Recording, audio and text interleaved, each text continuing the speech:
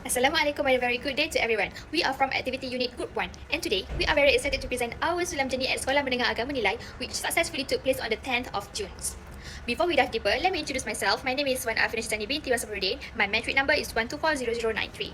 And of course, I am not alone today. I am joined by my amazing team members from the Activity Unit, Nas Irene, Suraya and Adawiyah Farhana. Together, the four of us will be sharing our hands-on experience in managing and conducting the AI-secured cyber citizenship board game. Without further ado, let's look at how our journey began. Today's digital age, teaching cybersecurity education and responsible online behavior to students is more important than ever. However, we realize a common issues. These topics are often highly technical and standard lectures in the classroom frequently fail to capture students' attention. That is where our project comes in. We introduce the AI-secured cyber citizenship board game as an innovative solution. By using gamification, it transforms complex cybersecurity concepts into an interactive and highly immersive experience.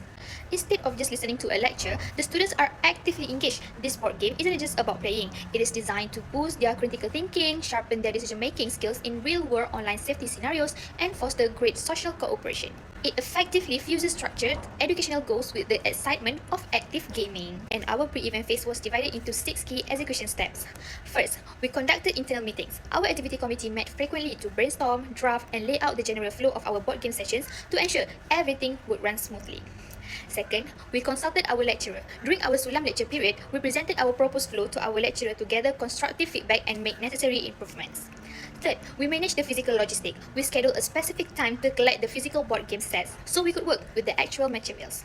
Fourth, we ran a play testing session. To ensure there were no confusing rules or structural bottlenecks, our own committee members tested and played the game together.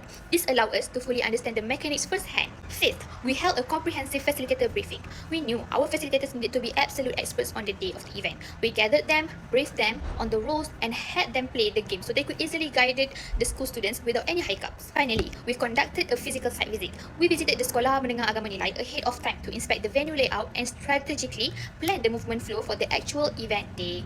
Next, during the event, the board game sets were distributed to all facilitators before the session started.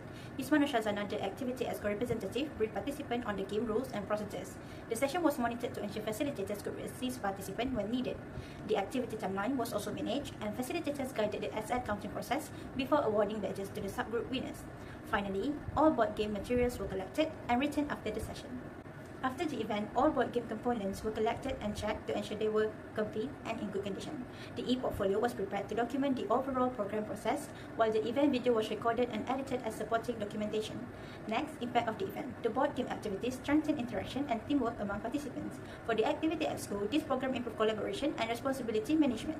From an educational perspective, the activity promoted interactive learning through the use of a board game as an engaging learning medium. Next, for the challenges and the solution. So, the main problem was that the students never studied the computer science before, which made it very hard for them to understand the question and the logic behind the question. So, to fix this, our facilitators provide a brief explanation or context for the difficult term used in the question.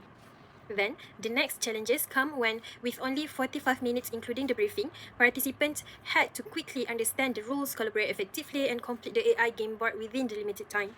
So, to overcome this time constraint, we gave a short and clear briefing, assigned team role efficiently, and encouraged effective communication between the students so the students could complete the AI game board on time.